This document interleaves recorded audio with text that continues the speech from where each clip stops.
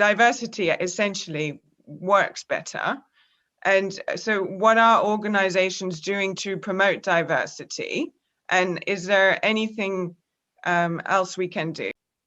Yeah, great conversation, and one we literally have all day, every day. So I could talk on this for hours.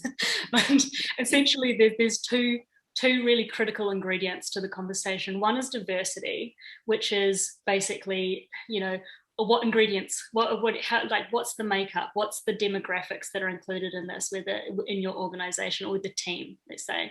And that's not just gender, that is race, ethnicity, socioeconomical background, religion. There's actually over 25 categories of minorities. But essentially, it's like, what is the mix of group that you have working in the team? And the second part, which is almost more important, is how do those people feel within their work environment? There's no point in pulling up extra chairs to the table if nobody listens to what that person has to say, or they don't feel safe when they actually want to contribute to the conversation. So diversity and inclusion go hand in hand. One without the other doesn't work. And the way that people can really start to embrace this is going to be really different depending on who you are. So a training organization is going to have completely different strategies to, say, a management house or a shipyard. So we say the first step that people need to do is actually to find out where they are. Are you collecting data? Do you know who's in your team? Do you have any minorities? If not, that's okay. It's a starting point. So you need to work out where you are, and then the specific strategies, whether that be, how do you recruit? Does the wording of your recruitment talk to one specific demographic? Is a Black woman going to feel comfortable applying to that job, or are you speaking specifically to white males, for example, that kind of stuff? And then basically it's looking at what that experience is like once that person gets into the organization. Do they feel valued? Do they feel safe? Are they able to give feedback? Do they feel like they have equal opportunity to be promoted? Are they going to be valued on how good they are at the job, or how familiar they are to the person who's handing out the promotions? So all that kind of stuff. And actually, the key to all of this is that it needs to come, a commitment and the valuing this needs to come from the top. It can't be something that's led by the people that don't have the power to change it. So top needs to be on board. Middle management needs to understand why it's important and be valued, evaluated on how much they're doing that actually as managers. And then you can really start to see progress happening. But unfortunately, there is no silver bullet. There's not just do A, B, C, D, and then you're going to be diverse and inclusive. It's ever evolving, and it's very unique to the actual organization. Yeah.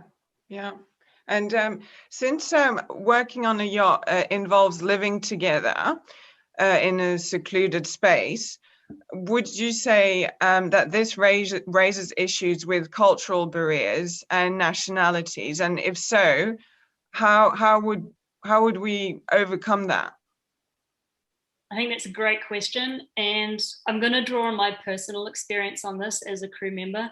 And I've been on boats where there has been, 85% have been British. And then I've been on boats where, British or New Zealand or, Aussie, like the dominant kind of cultures. And then I've also been on boats where the owner has insisted that he does not want more than 2 of the same nationality on board.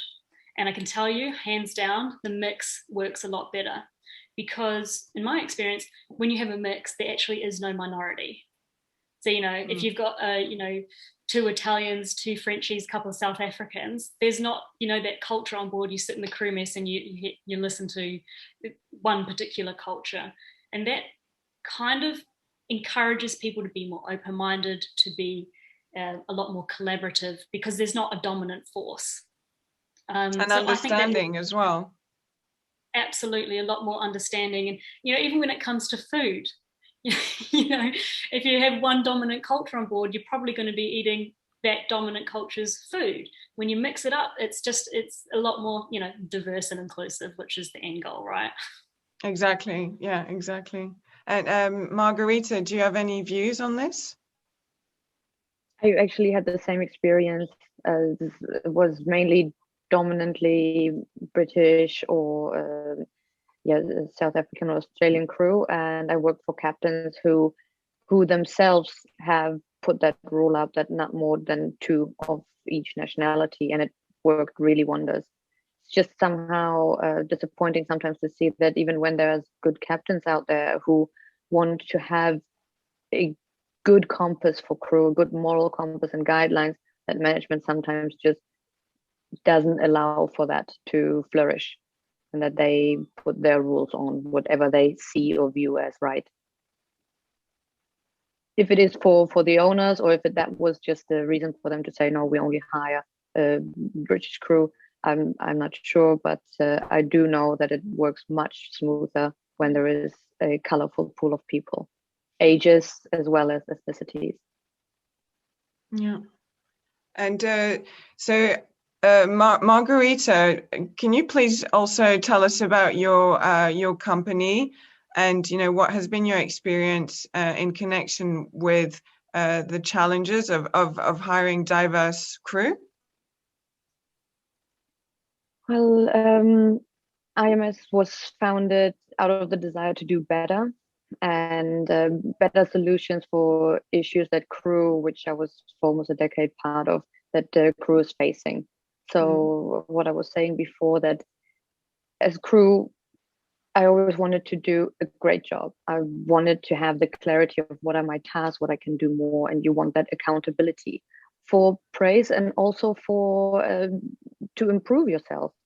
And I think this is also what owners need. So when I founded the company, it was because many crew came from other yachts saying, hey, I heard that you have a solution for this and that and the other issue. And then I took all those compliments and, yeah, I would say at that stage still raw solutions, and developed the software out of it, an app. So you have the Crystal app where you have your duty tickets. You can schedule them, create them yourself. There's no management involved, not us involved. You can do it right there on board as you are seeing the task, as you're standing in the salon. And you can change it as quickly as you have that iPad in your hand as well. And the whole purpose of that is that you can prove your work without having to write a report or a weekly report. All those things become redundant because an owner or a management company can log in and check for themselves. And also on the other side, the crew has within that duty ticket a step-by-step, a bullet point list that they can tick off. So they know exactly what they have to do and how they have to do it. So it's a positive feedback that you get instead of, no, you didn't do this right. You avoid verbal orders, the famous AVOs, and you can go back on the history and see what has changed or what needs changing. You have also the inventory in there, so you can change things without having to leave your place of work. You can do that right there again on the iPad if you're in the storage or if you're ashore going grocery shopping. You have a damage logbook, so you have the whole history from build to right wide many years into the operation, and you can see what scratch has occurred, or if a light bulb has been busted for the 15th time. So it might not be the light bulb, might be the wiring behind it. You can really go back on things, and that is that clarity that I keep referring to. The video tutorials and handbooks in there, that was or that is actually a strong point and a heartfelt desire of my own, because I want to make knowledge accessible. It always annoys me when I see that education is so expensive, and that's why those video clips and handbooks are available to everyone on board. We don't restrict logins or devices. If you want 10 iPads or you want to use the 10 on board, great. If you want 20, fine. We make no difference, and we actually encourage people to watch them even if it may not be their subject. If it's a laundry steward interested in how to do a cocktail, great, or how to serve, that might come in handy when you suddenly have an event of 50 or more guests coming when the yacht is alongside. Then suddenly a laundry steward or Filipino housekeeper is good to have to hold a tray with confidence and pride and be part of the team also in a different aspect.